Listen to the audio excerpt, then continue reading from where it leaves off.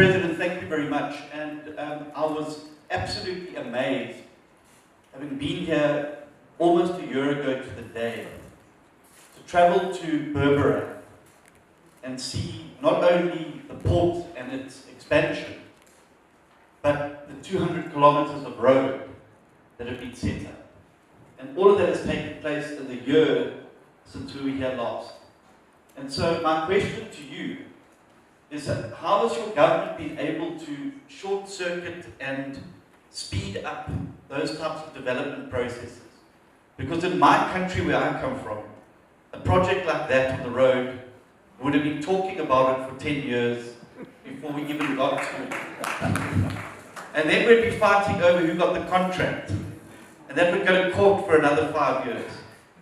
And 20 years later, we maybe would start building the road.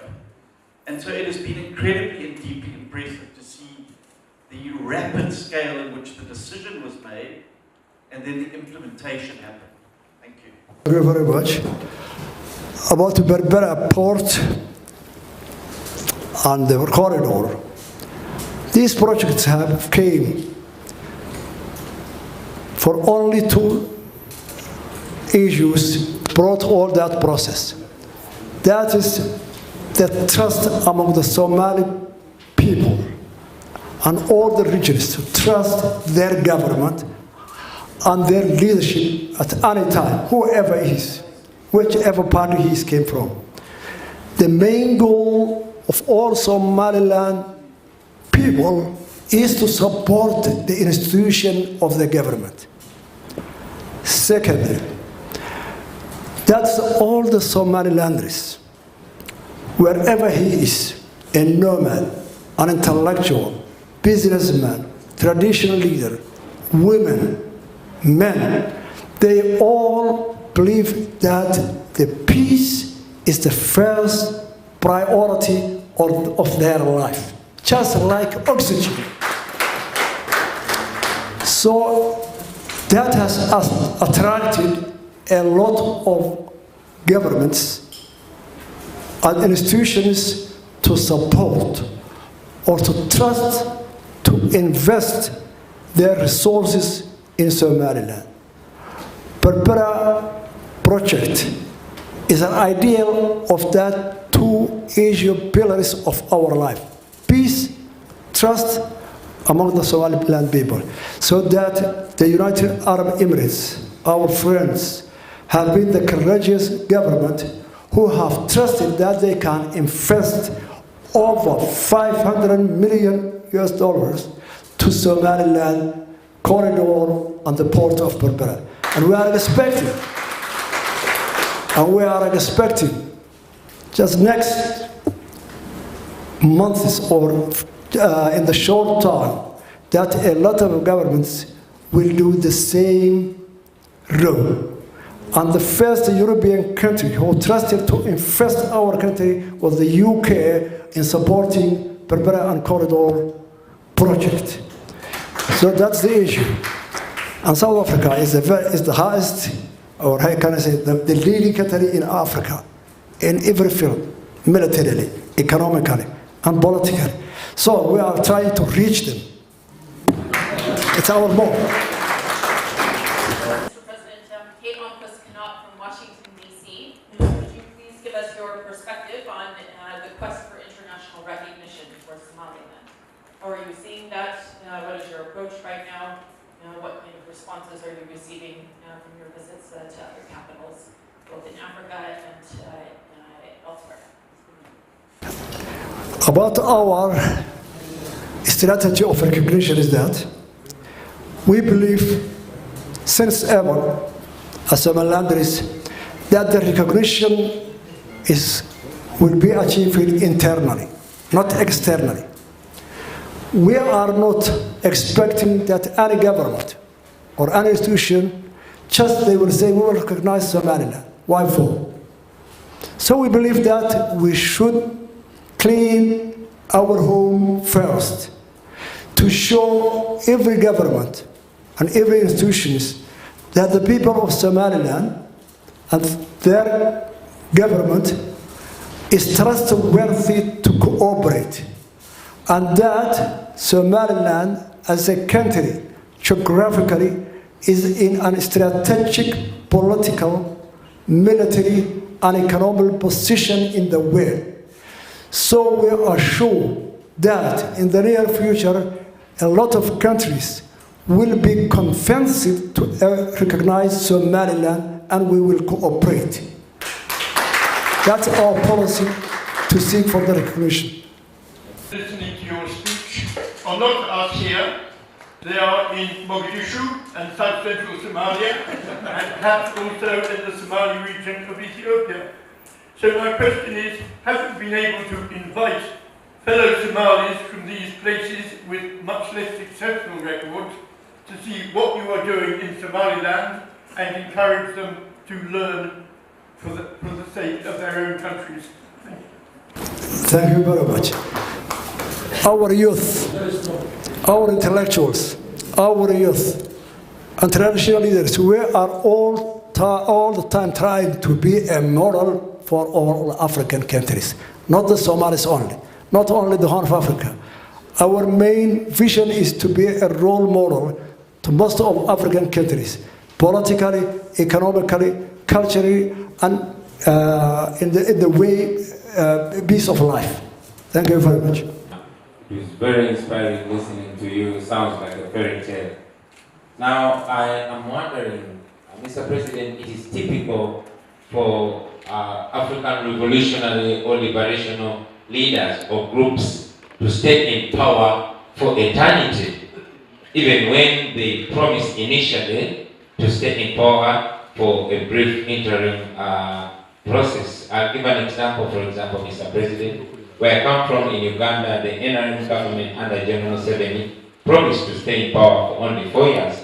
And since 1986, it has been one president. Now, to see that since 1991, Somaliland has had 5 presidents, has had constant peaceful transfer of power from one leader to another. I want to know, what is the magic, Mr. President? The day Uganda president entered the capital of Kampala, we were in the bush. It was 1985. We were in a village called Daror, which is near Awari, in the Ethiopian zone. As the leaders of SNM, our principles were first that we are struggling for liberation against a tyrant, and we liberating the people to decide their future and to manage their life? Or are we liberating the people that we should be the leaders and we will be the designers of their future? In every conference in SNM, from the day one, it was happening declared in London, and all the sub-meetings in Mogadishu, in Hargeisa, the core question was, why are we starting liberation? Why are we fighting for? So, first decision was, even in the struggle time, the leaders and decision makers will be civilians, and the leadership of struggle will be on a civilian leadership. And SNM was that, the only liberation front which was led by a civilian leadership. All the military officers, including me, we were the commanders of the army. Second, all we have been experiencing, the heroes of Africa, who liberated Africa since 1960. Every leader, they were really heroes to Africa, who started after Second World War to liberate Africa. Say, Kwame Nkrumah, Mugabe, the last, Sekatu, and so on and so on. Everyone have stayed for a long time in the power, and the people revolted against them. Why? A leader of a liberation front, when he liberates the country is a dire need, economically, culturally, militarily. So he cannot continue in that situation by himself. We need at that time, after the liberation, an experienced intellectuals, civilians, who can lead this situation, the people, to develop. That's why we call it our experienced intellectuals and leaders and civilians at that time. See our leaders. The first president, Abdurrahman Ahmed Ali, he was one of the best academicians in his time, and he was the last ambassador of Sh.Barbaraawi in Abu Dhabi, a diplomat for 20 years experience. Then we call it Rigal. He was the first prime minister of Somaliland in 1960, who was the leader of the union in 1960. The second was on Riyal Kahin. Why we elected him? Because he was the opposite side. He was an intelligent officer in Sh.Barbaraawi, just to make the test of the people of Somaliland that we share the government, the liberators and those who was with Sh.Barbaraawi. That's how we succeeded in our government. Thank you. Somewhat to the issue of recognition and dialogue. The international community, while supportive of Somaliland, continues to insist that Somaliland and Somalia should negotiate their future relations. Now, when that commitment was secured in 2012 in the UK, with the entire international community present, the commitment that was made to Somaliland was that negotiations would not prejudice Somaliland's claims to independence. The same conference led to the recognition of a government in Mogadishu and its claims of sovereignty over Somaliland. Since then, if I'm not mistaken, there have been 9 rounds of talks between Hargeisa and Mogadishu, and as far as I can tell, there has been no progress. Now there's a new government in Mogadishu, an envoy has been named for this dialogue, and again the pressure will come for another round of talks. I would be grateful for your thoughts about the value of this dialogue and where it is headed. Thank you. Thank you, Mr. Matt. I think the only solution, the only procedure we can solve this problem is through dialogue. Now, the new president of Somalia, Hassan Sheikh, he has the experience of our previous conferences in London, in Accra, and so forth, in Djibouti. And we have the files and the records. Hassan Sheikh, Sheikh Sharif, I have not seen official that he has nominated, but I heard. That's through the media. But if it's true, he has also the experience. And we are the same.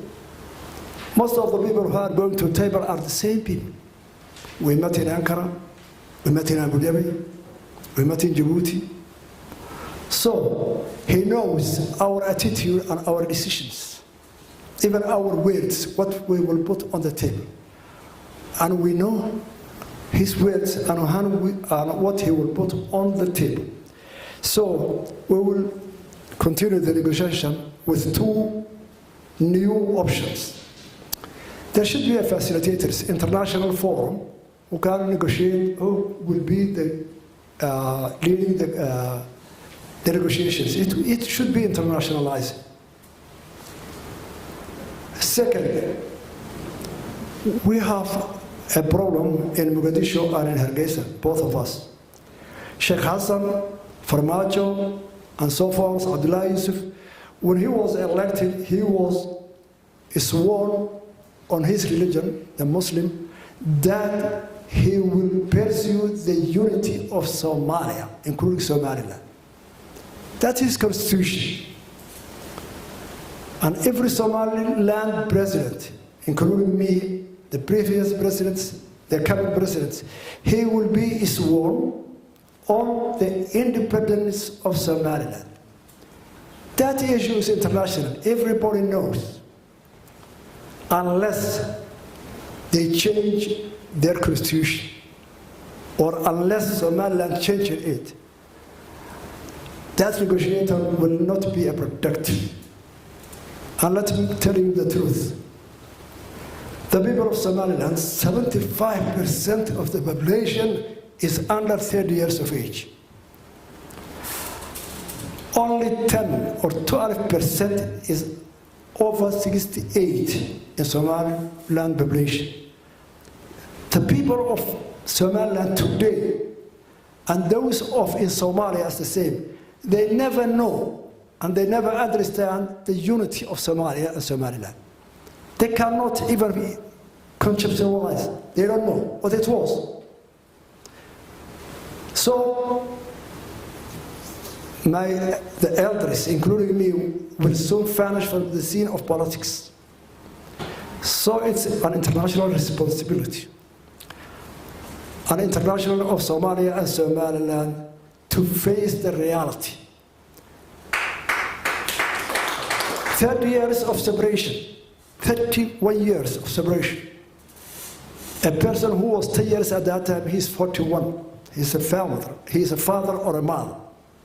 You cannot explain him with the show, the administration, Sh.Barbaraawi, the unity. You cannot explain it. That's a matter of history, just like a Greek history. So, it's the responsibility of the Somalia leaders in Mogadishu and Somalilanders to face the reality that Mogadishu and Hargeisa has been separated by nature today.